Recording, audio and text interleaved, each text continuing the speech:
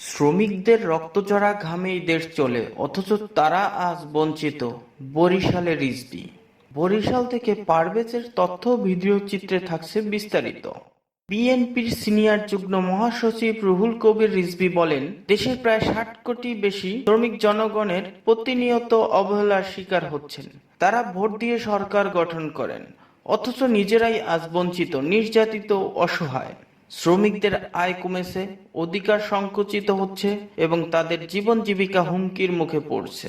পহেলা মে দিবস উপলক্ষে বরিশাল মহানগরীর শ্রমিক দলের আয়োজনে বরিশাল নগরীর সদর রোডে দলীয় কার্যালয়ের সম্মুখে আয়োজিত সমাবেশে প্রধান অতিথির বক্তব্যে রিজভী এসব কথা বলেন।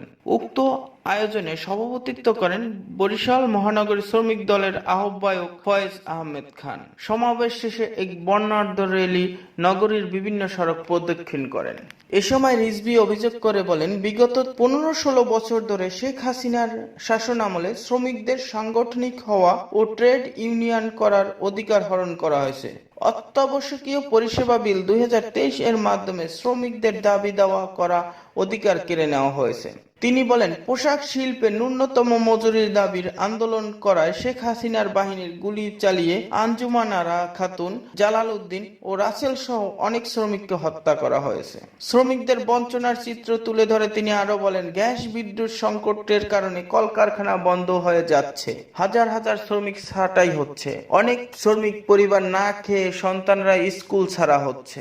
তিনি প্রধান উপদেষ্টাকে ইঙ্গিত করে বলেন, যদি নতুন সরকারও শ্রমিক ছাঁটাই, বেকারত্ব বৃদ্ধি ও কর্মসংস্থান শূন্য করে তোলে, তাহলে জনগণের আস্থা থাকবে না। রিজভী প্রশ্ন করে তোলেন, শেখ হাসিনা কোথায় পালিয়ে আছে আর তার অবস্থান গোপন রাখা হয়েছে? তিনি ওসামা বিন লাদেনের মতো গোপন থেকে ভিডিও বার্তা দিচ্ছেন। সমাবেশে আরো বক্তব্য রাখেন ডাক্তার রফিকুল ইসলাম, বিএনপির কেন্দ্রীয় নেতা কুদ্দুসুর রহমান, হাসান মাহমুদ, ওবায়দুল হক চান, রহমাতুল্লাহ, মেজবাউদ্দিন ফরহাদ, আবুল হোসেন খান, মনিরুজ্জামান ফারুক, জিয়াউদ্দিন শিকদার ও আবুল কালাম শাহীন প্রমুখ।